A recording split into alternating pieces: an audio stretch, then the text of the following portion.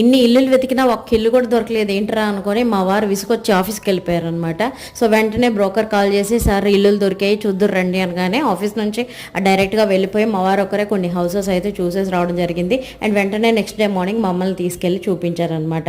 So morning breakfast skip చేసామని చెప్పి ఇలా నా కోసం పొడి ఇడ్లీ అండ్ సన్ని కోసం మ్యాగీ, ఇలా పాప కోసం రోల్స్ అవి తీసుకొని తినేసి అయితే హౌస్ చూడడానికి వచ్చేసాం.